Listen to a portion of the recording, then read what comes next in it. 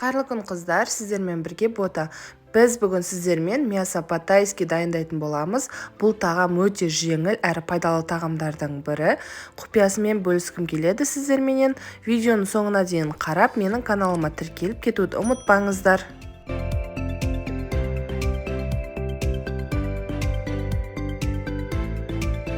Етімізді осы видеодағыдай етіп ұзынша қылып турап аламыз.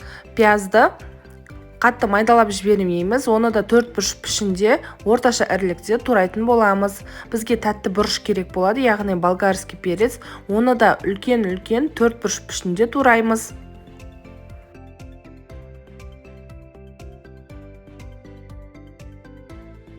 Мен бір болгарский перец және де бір полугорки қостым, яғни шым-шым кішкене ашты болу үшін. Полугоркиімізді да болгарский перец сияқты ірілеу ғып тураймыз. Келесі кезекте қиярымызды тураймыз. Қиярымызды осы видеодағыдай етіп 4-ке бөлсеңіздер жетеді, ірі болып тұру керек. Енді қызанағымызды, яғни помидорымызды бөліп, ортасындағы су шығатын мынадай жұмсақтарын алып тастап, етінің өзін осындай ірі пішінде тураймыз. Мінекей біз заттарымызды дайындап алдық. Енді қызып тұрған табамызға май құямыз, және де майдың үстіне ең бірінші етті салып қуыратын боламыз. Етіміз қатты қуырылып кетпей тұрған кезде оның үстіне соя құямыз. 100 грамм соя керек болады. Оның 50 граммын етті қуырып жатып құямыз қыздар, чтоб етіміз жұмсақ болып пісуі керек. Етіміздің бетін жауып, орташа отта қуырамыз. 6-7 минут бойы қуырылғаннан кейін оның үстіне пиязымызды саламыз, тағы да 2-3 минут бойы қуырамыз.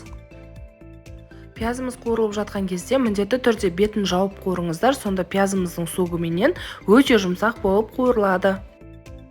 Пиязымызды қуырғаннан кейін үстіне болгар бұрышын саламыз, араластырып, көп емес, оны да 2-3 минут қана шамасында қуыратын боламыз.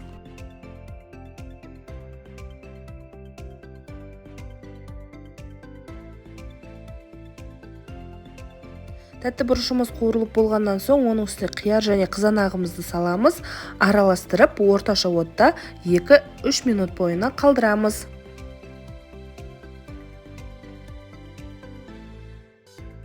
Қыздар, тұзды міндетті түрде ең соңында қосыңыздар, себебі сояның дәмімен бірге қатты ащы болып кетуі мүмкін.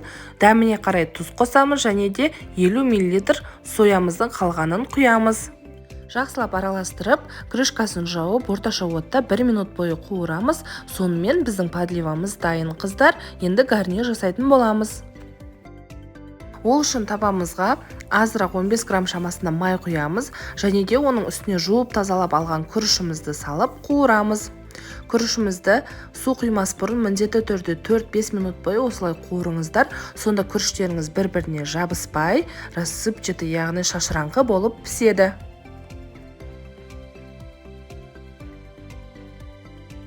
Қуырылған күрішімізге су құйып, дәміне қарай тұз қосамыз. Қыздар, міндетті түрде тұз қосыңыздар, тұз қоспасаңыздар, күріштеріңіз езіліп кетеді. Сол үшін тұз қосып, араластырып, қайнап шыққаннан кейін крышкасын жауып, 20 минут бойы бұқтырыңыздар, төмен отта. 20 минутта күрішіміз дайын болды қыздар.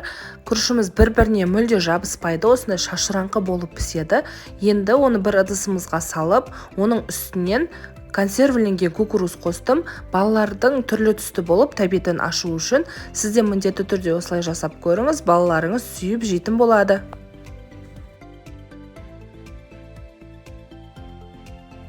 Мінекей тамағымыз дайын болды. Енді тамағымызды өзіңіздің фантазияңызға қарай безендіріп, ыдысымызға салып, отбасы мүшелеріңізге тарту етсеңіздер болады.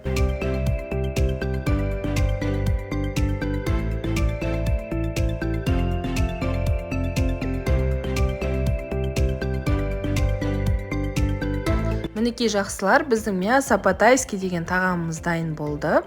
Дәмі өте керемет болып шығады. Өте жеңіл әрі пайдалы тағамдардың бірі.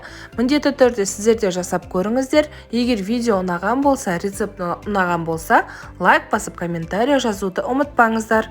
Сіздермен бірге болған бота.